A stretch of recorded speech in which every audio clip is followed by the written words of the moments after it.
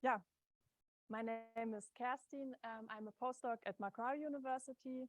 Um, yeah, in the group of Daniel Burkhardt. Unfortunately, I never met John, so I cannot tell you any story. But I'm very happy to hear all the stories you told, like today and yesterday. And now I have the feeling I actually met him, so that was very nice. Um, yeah, I want to tell you something about my PhD project, which I did at the Leibniz University in Hanover. And I know that some of you already know the stuff I'm talking about, so please feel free to relax a little bit. Or as my PhD supervisor, Tobias Osborne, always said, it's important for your mental health to be bored from time to time, so that's your chance now. But for all others, yeah, let's start with the talk. In the last decades, we got used to many practical tools in our everyday life. So search engines rearrange and optimize results based on our user characteristics.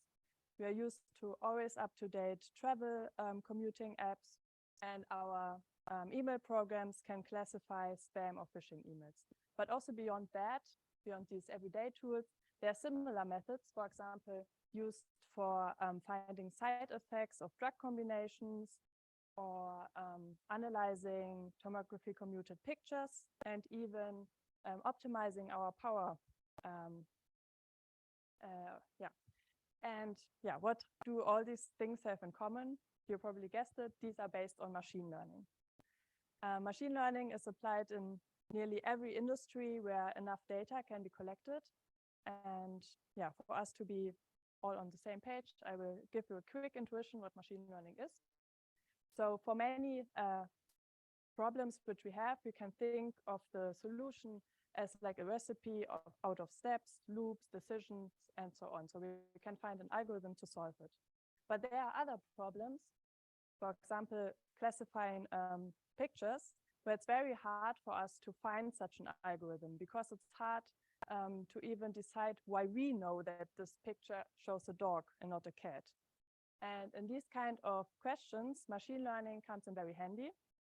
And yeah, one way or method to do machine learning is by neural networks.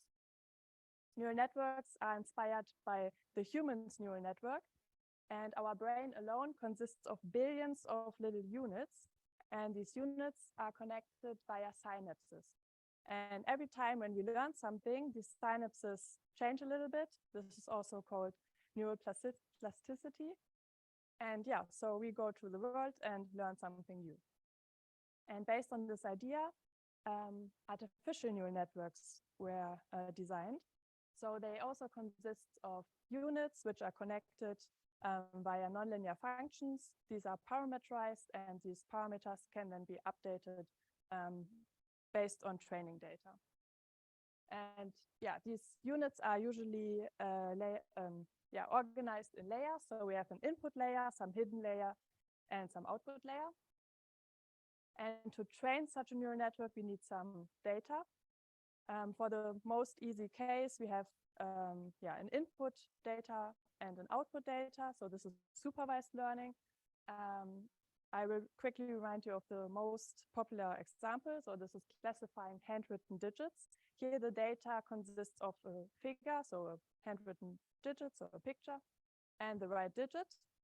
And what we can do then is include the input, so like translate the picture into a vector and then load it into the network, and then propagate forward this information until we get an output, for example, the 7. And now we can compare the 7 with the desired output, the 1. And based on this result, we can then update our synapses, so our nonlinear function, which are parameterized. Neural networks or machine learning in general would be not possible without the invention of the modern computer. And living in today's world, we have sometimes the expectation that we have like endless computational power. So this is also the last years can be described by the Moore's law, which says that every 18 to 24 months, the transistors on a silicon chip doubles. But now we come to an end because of physical boundaries. And yeah, the demand, not only for machine learning, but also in general, for new devices and methods arose. And as we all know, big hope lies in the quantum computer. So what we can say is that on the one hand, we have machine learning, and on the other hand, we have the first quantum devices. And I think that these both topics are probably two of the most interesting research topics in the last decade. And therefore, I don't think it's very surprising that if you combine these two, so quantum machine learning, that you have something very interesting. Classical machine learning works with classical data and a classical algorithm. So yeah, and then we have quantum machine learning, which can be categorized in 3 different categories. So the first one is where we have classical data and a quantum algorithm. So we have a classical problem and we can solve it on a quantum device and use this quantum speed up to be quicker or better or whatever. Then we have a quantum problem, for example, a many body problem or something like that. And we can use a classical machine learning algorithm to solve it. And the last category is where we have quantum data and a quantum algorithm. And I think that's the most interesting category because today it's very hard to characterize quantum states because the amount of data you need grows exponentially with the number of qubits, and it's very hard to deal with all these quantum data on classical devices. So I think a scenario where you have quantum data and you can learn this quantum data with a quantum device seems very promising. So I want to present you a proposal which we did in this last category. This is based on this paper here, and let's start with that. So as I said, on the one hand, we have quantum data. So our training data pairs consists of input and output data states. The output can be in general, of course, also mixed state, but we decided to be a pure state because, you see later that's very convenient. And the SV is short form for supervised because it's our supervised data which we use for training our neural network. Then on the other hand, also the algorithm is quantum. So every of these circles here are qubits. So our network is built out of qubits. So we have layers of qubits, an input layer, hidden layer, and output layer. And of course, due to no cloning theorem, we cannot just use classical functions to combine these or to connect these qubits. Therefore, we use unitary operations. And we structured the network in this way that one unitary, for example, this red one here, acts on all the qubits in the first layer and one qubit on the next layer. And in this sense, we use many unitary operations to connect one layer to another layer. And the whole network is built like that. Good, now we have the data and the architecture. And now I want to show you how this input data, when we load it into the network, propagates to our network. And therefore, I use a minimal example with only 3 layers of qubits. So what we do first is we initialize the first layer of qubits in the input state. And then all other qubits are initialized in the 0 state. So we tensor the next layer. And then we just apply the unitary. So we apply the first unitary. This is a short notation for this here, to be clear. But I will use this because the formula will be longer. So this is the first unitary, which acts on both of the input qubits and one qubit of the second layer. And then the next unitary and the third one. So now we have this 5-qubit state here. What we do next is we trace out the input layer and are only left with the 3-qubit state. And here it becomes clear that, or why our network is often called dissipative quantum neural network, because we always get rid of some qubits, which is actually very practical because if we have a device where we can reinitialize these qubits again in the 0 state, the number of qubits we need only scales with the width of the network, not the length. So that's very practical. Yeah, what we do next is tensor the next layer, apply one unitary and the second unitary, and then trace everything out, and we have the output state. Yeah.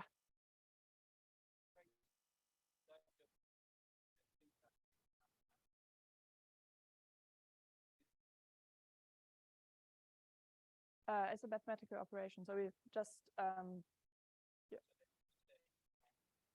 It can happen. So in our first, I will tell you about our numerical experiments later, but in our first experiments, we only had access to a device which could not reinitialize the qubit, so we could not use it. But I know that it's possible, for example, by IBM to use some devices which can reinitialize the qubits, and then you can, of course, reuse them later on.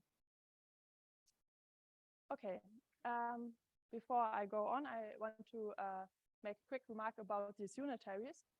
So every layer to layer can be described as a layer to layer completely positive map, because we just use this trace and the unitary operations.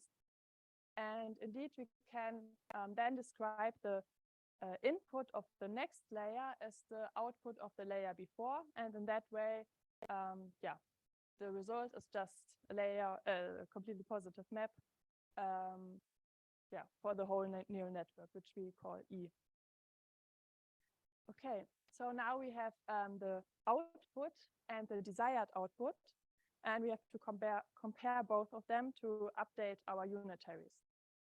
And we decided to use a loss function by with the fidelity. So the fidelity is 1 if both of the states are equal. So here we just sum over all the training data pairs, and this is the output of the network, and this is the desired output. This is the number of training data pairs. So this is our function we want to optimize during the training. Good, now we have these unitaries. We know how to compare them, how to compare the output and input, the desired output and the actual output. And now we want to update these unitaries, and therefore we defined an update rule. So epsilon is now here a step parameter. And yeah, this K matrix here is the update matrix. Oh, sorry, yes.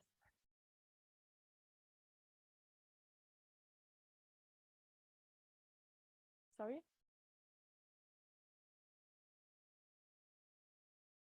Yeah.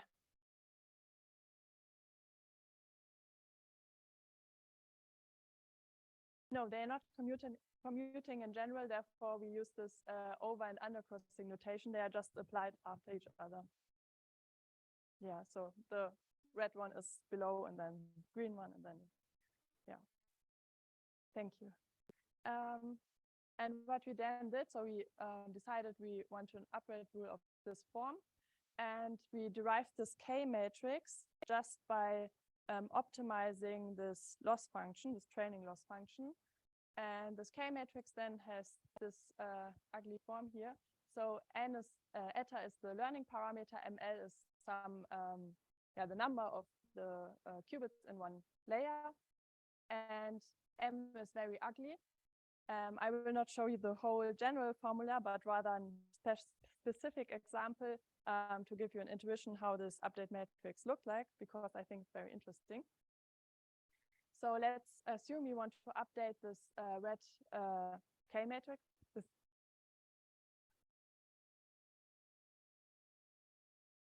Yeah, right. So yeah, we just set the loss function, and then we wanted to maximize the loss function because it's the fidelity. So we want to reach 1.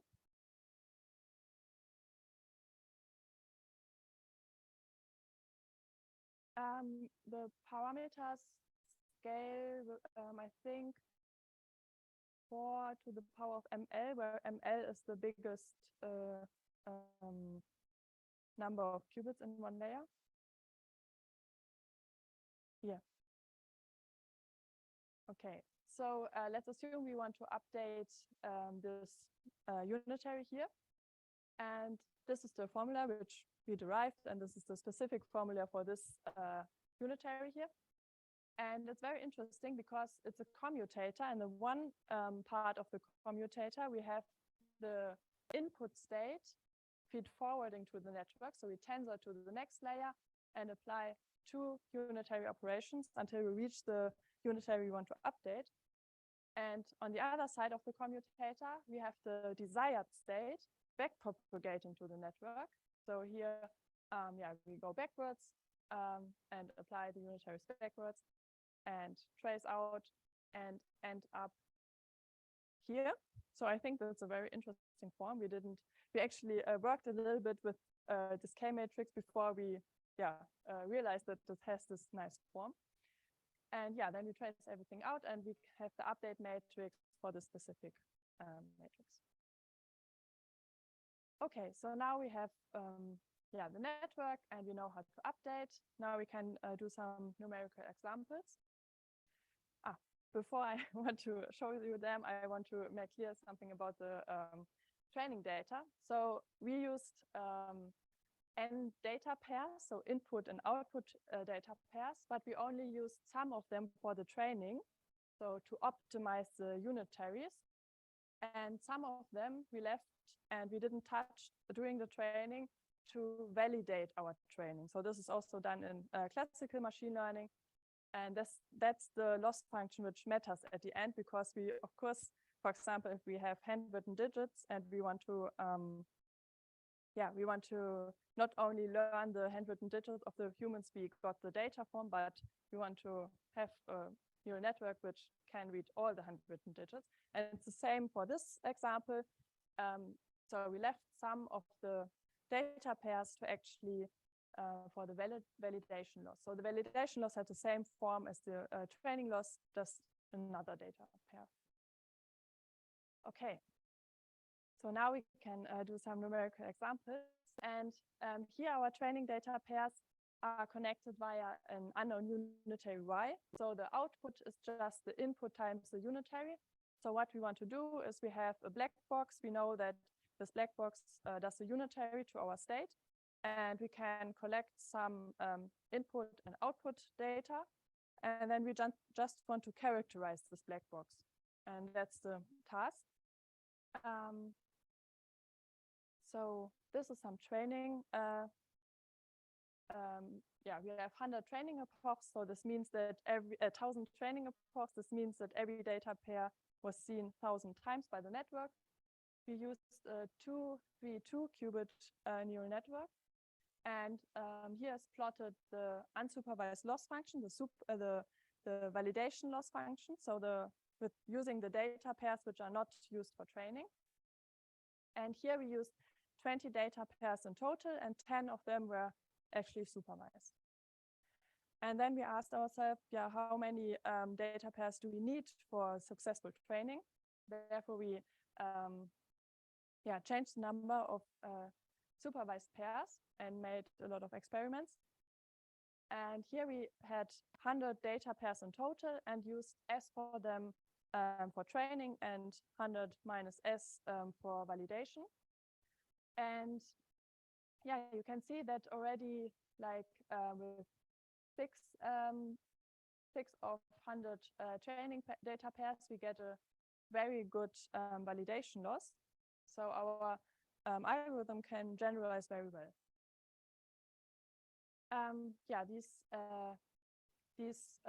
All these numerics were done in a classical simulation in Python.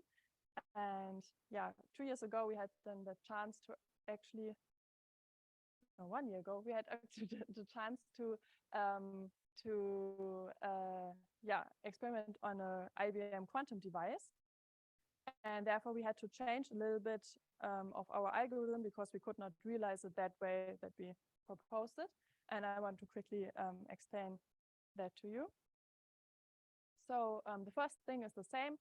We initialize some qubits in the desired states, some in the input state.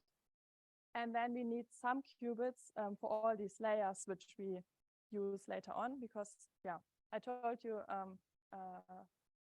before that in this first experiments we could not reinitialize our qubits, therefore we need a lot of qubits for these layers. And then we can apply the DQNN, so our distributive quantum neural network, so all the unitaries. Here are two things important. The first one is that we could not just use the unitaries which we did in Python, because we had to thank you, we had to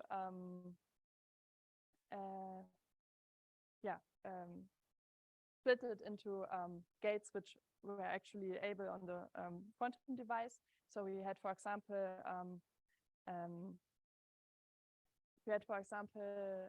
only 2 qubit gates and only, so we had to, how do we say it? You know what I mean. So we had to decompose, thank you. We had to decompose our unitaries into gates, which we actually could do on the quantum device. That was the first task for us. The second task was that we could not just use our update matrix because it was just not possible. So we had to parameterize these decomposed gates with classical parameters. Yeah, that are the 2 remarks for that. So, but other than that, we want to compare the output of the neural network with the desired output, and therefore we used, we want to calculate the fidelity, and we used the destructive swap test for that. And based on the fidelity, just by a classical gradient, we can then update the parameters. So that's what we did. And here are some numerical results. This is the identity loss. So a third loss I have to tell you about. So this is just assuming that all the parameters in the network are in a way chosen in a way that the network just produces the identity. So on an ideal quantum device, this would be 1 all the time. And we use this identity loss function to just check how noisy the network is, to compare it to our results. But now the loss functions, which we already know, these are the data pairs. These are the data or the training loss and the validation loss during 100 training epochs. We used 2 by 2 quantum neural network and 8 data pairs, where 4 of them were supervised. And we used a device by IBM named Casablanca. It had 7 qubits. And we were actually very happy about this result, because you can see that both the training and the validation loss gets higher during the training. So this means, of course, we cannot train perfectly on this device because we don't have enough data, and the device was very noisy, but we could see that the training happens because the validation and the training loss got higher and higher.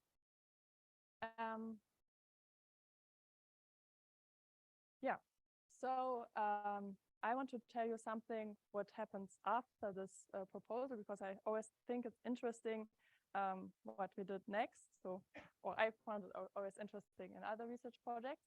So after we had this idea and we experimented a lot with that, with this idea, there were several follow-up projects, and I just want to give you an overview. So the first one I already mentioned a little bit. So we actually could run our quantum algorithm on a quantum device. And then we were interested in comparing the DQNN algorithm with the QAOA algorithm for the same task, learning an unknown unitary. And we found that both algorithms work very well on quantum devices, but the DQNN was a little bit better in learning unknown unitaries. Then we wanted to know how good are our training results, and therefore we found a theoretical bound. We defined a quantum risk. So there's a classical theorem called no free lunch theorem, which says that, or which gives a bound about how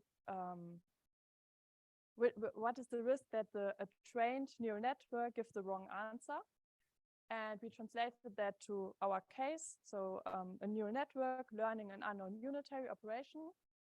And therefore, we could find a quantum Lorentz theorem and find this bound. And this bound is here depicted in red dots. And we could see that the DQNN is already very close to this bound. So we were very happy about that. Another project was that we tried different architectures. So here, for example, we tried a generative adversarial neural network. So here we have two neural networks which fight against each other. So they have two different loss functions which they want to achieve, or which they want to which they are optimized with. And based on this fight, you can train one neural network very well. And this is useful if you want to not only use a supervised problem where you have input and output, but for example, some problem where you just have a data set and not input and output. Otherwise, there were studies on quantum autoencoders. So here the quantum neural network always has this bottleneck form, and these can be used to denoise quantum states. What is now going on in Hanover is that they are trying to build a recurrent neural network with these quantum neural networks. And here, the output of one neural network is the input of the next neural network. And this can be useful to study, for example, open quantum systems. But that's not publicated yet. So work is going on there. And yeah, I think my favorite follow-up project was where we included graph data into the training. So here we not only had the relation between the input and the output data but also some relations between these data pairs. So we knew that some of these data were somehow closer than other. And I think that's very useful because all of our devices are structured in some way. And if we know the structure, we can actually use this information to get better results during training. Okay. So yeah, with that, I want to close my talk. So what I did is framed by the classical machine learning, which is in all of our industries and everywhere in our life, and by the quantum devices. Framed by that is quantum machine learning. And in this area, we proposed a quantum neural network, which consists of qubits, which are arranged in layers. These are connected via unitary operations. And these unitary operations are updated during a training process. And I showed you some classical simulations of this training, but also explained to you how we could run this quantum neural network algorithm on an actual quantum device. And yeah, with this overview, I would like to thank you for your attention.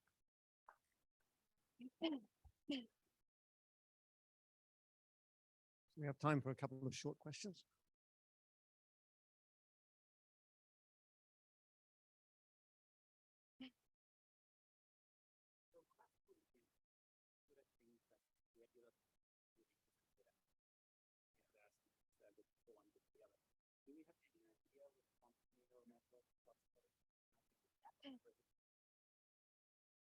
I think especially for quantum data, because just for the scaling factor, it just makes sense to use quantum devices. But of course, I'm not so familiar with the areas where you have classical problems and you use quantum machine learning. But of course, because of the structure of the devices, other structures of the data can be recognized than a classical computer, and therefore there yeah, just some tasks where you can use quantum computing better than classical. Yeah. Yeah.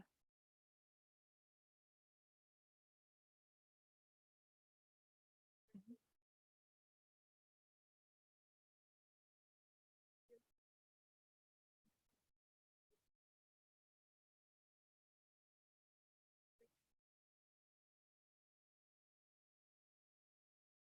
Yeah.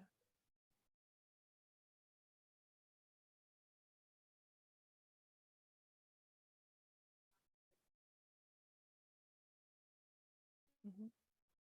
Yeah.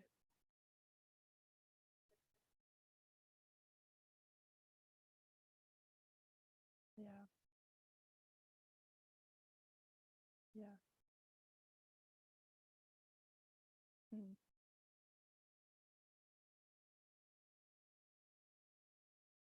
Yeah. Mhm.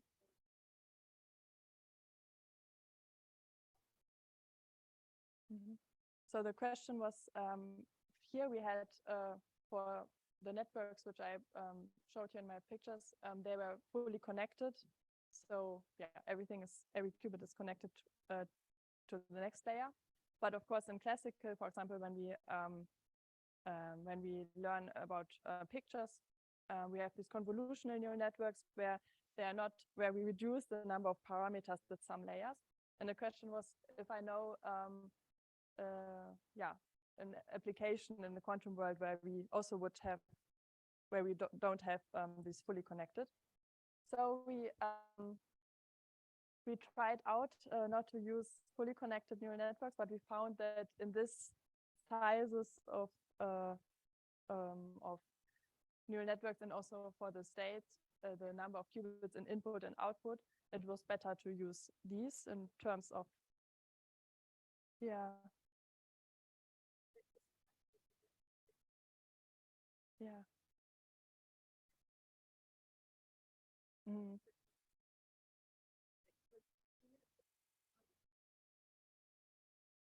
Yeah.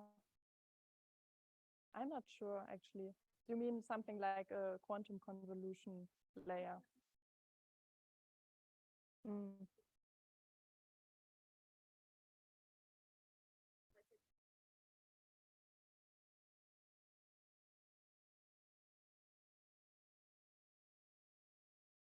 Yeah.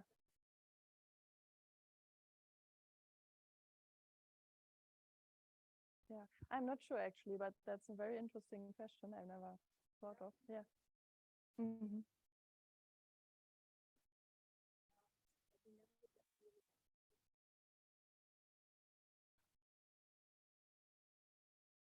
Mm-hmm.